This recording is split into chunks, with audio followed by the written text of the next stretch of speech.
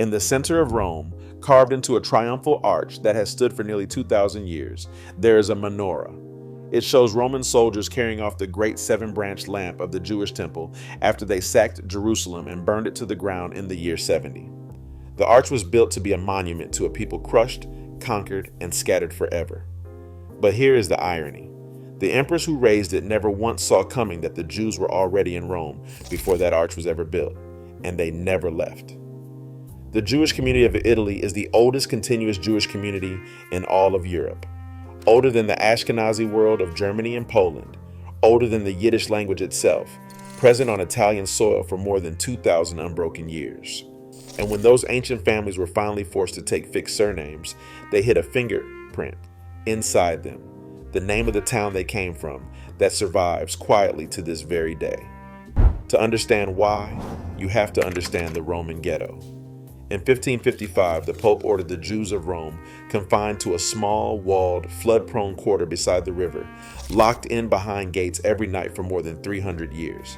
Cut off like that, the community turned inward and grew incredibly tight, and its families came to be known over and over by the towns their ancestors had originally come from. So a huge number of Italian Jewish surnames are really just place names in disguise, the name of a village in the hills, worn now as a family name by people who very often have no idea it was ever a map reference at all. And this community is genuinely ancient. It predates almost everything you picture when you think of Jewish Europe. Jews were living in Rome as free citizens, as merchants and envoys and scholars, back in the time of Julius Caesar, centuries before there was a Vatican, before there was such a thing as a unified Italy, before the Ashkenazi or the Sephardic worlds had even taken their shape. These are sometimes called the Italkim, the Italian Jews, and they are neither Ashkenazi nor Sephardic. They are their own distinct third branch and the oldest of the three. Over the long centuries that followed, walled ghettos rose in one Italian city after another, in Rome, of course, but most famously of all in Venice, whose enclosed Jewish quarter actually gave the very word ghetto to the entire world. And inside each of those tight, locked, inward-turned communities, the same naming logic quietly took hold. Unlike the Jews of Germany, who were so often handed invented ornamental names like Rose Mountain or Field of Gold by a government clerk, the Jews of Italy were far more often known and then permanently surnamed, simply for the town their family line had originally come from. That single difference is the key to this entire list. It is why, to this very day, a genuinely startling number of Italian surnames that sound like nothing more than a spot on a map, a hill town here, a sun-baked coastal village there, are actually pointing straight back to a Jewish family that carried its place of origin with it as its name across 500 years or more.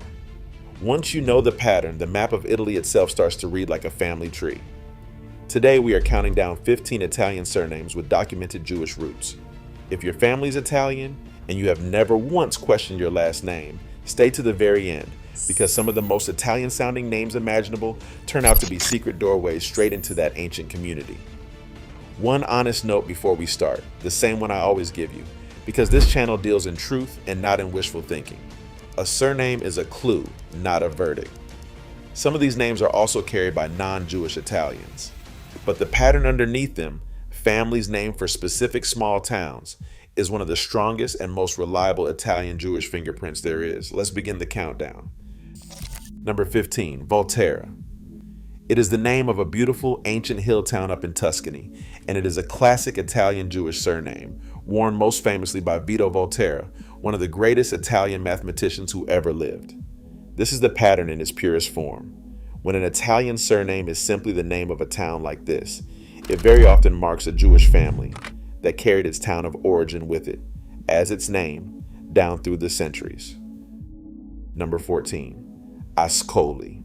Another town, this one in the Marche region of central Italy, and another well-documented Jewish surname. You can already start to feel the pattern taking shape. These families were named for where they came from, and so the map of these surnames is really a hidden map of Italian Jewry itself, town by town by town. Number 13, Rieti. A town north of Rome and a Jewish surname reaching back many centuries, carried by scholars and physicians.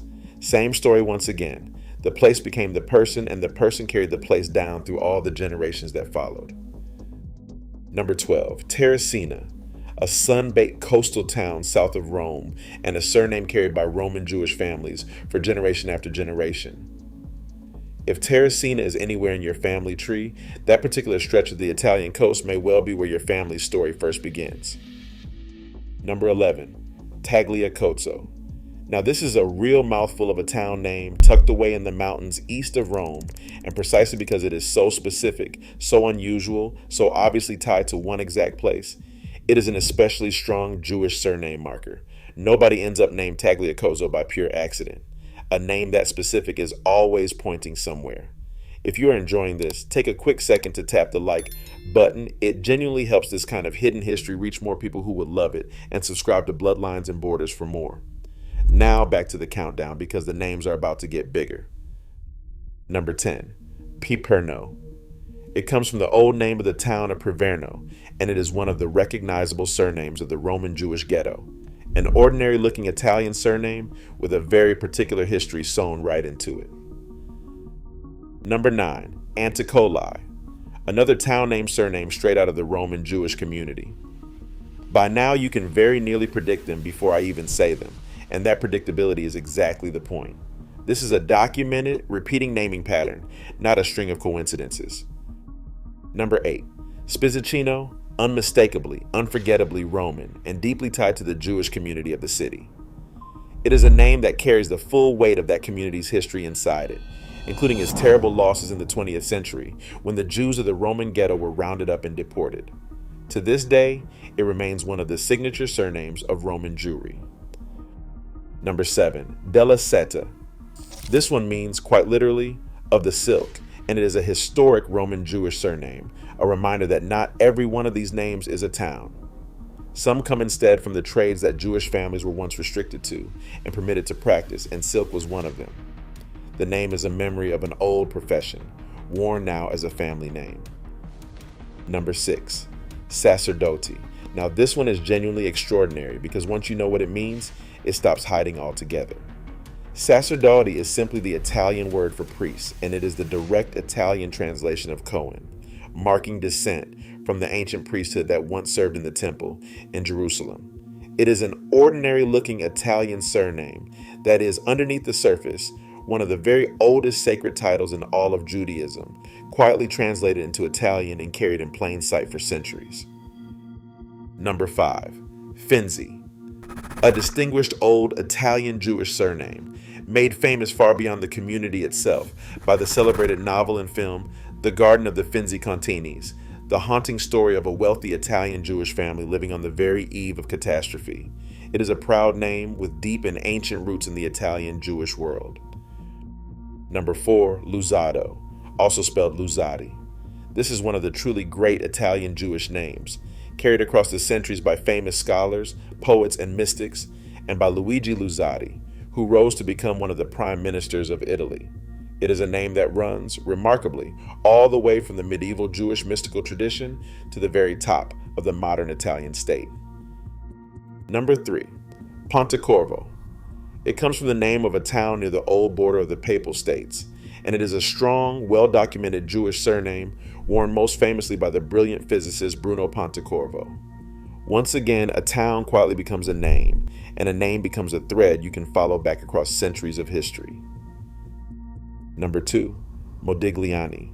Perhaps the most beautiful of all of them, and certainly the most famous, the surname of Amedeo Modigliani, the painter whose long-necked, almond-eyed portraits now hang in the greatest museums on earth. He came from a Sephardic Italian Jewish family, and his surname, taken from a town in the Romagna region, is one of the most instantly recognizable Italian Jewish names in the entire world. And number 1, Levi. In Italy, it is absolutely everywhere, and it is the very deepest root of them all, a name marking direct descent from the ancient tribe of Levi, the tribe set apart to serve in the temple 3,000 years ago. And in Italy, it gave the world some of its most towering figures. Primo Levi, the chemist who survived Auschwitz and went on to become one of the great moral voices of the entire 20th century. Rita Levi-Montalcini, the Nobel Prize-winning scientist who kept working sharp as ever until she was over 100 years old. Yes, it is a common name. And no, not every single Levi is Jewish. But no name on this whole list reaches back further, 3 full millennia, all the way to the foot of an ancient altar. And very few names anywhere carry more quiet dignity. So go back one last time to that arch in the center of Rome with its carved menorah, raised to announce to the whole world that a people was finished, defeated, and erased. 2,000 years later, that very same people is still here, and their names are still on the doors. Volterra, Modigliani, Sacerdoti, Levi. Names that quietly, stubbornly outlasted the empire that was so certain it had wiped them out. And if one of those names happens to be yours, it may be a thread running straight back into the oldest Jewish community in all of Europe. And if you feel that pull, if one of these names just landed a little too close to home, do not let it fade away by tomorrow morning. Chase it. I built a discovery kit called Your Jewish Roots to help you do exactly that. To read your surname like a genealogist, to decode a DNA test, and to find the actual records, the old ghetto registries, the census rolls, the archives that can turn a hunch into real proof. It comes with a companion database of 270 documented Jewish surnames and exactly what each one reveals, so you can look up every single name in your family tree tonight. It's linked in the description and pinned right at the top of the comments. So tell me down below, is your name on this list? Which one caught you off guard? I read every single comment, and thank you sincerely for watching all the way through. If your last name turned out to be a clue, then the natural next question is what other signs your family might be quietly carrying. So I have put exactly that video right here on your screen for you. It's playing now. Go and find out.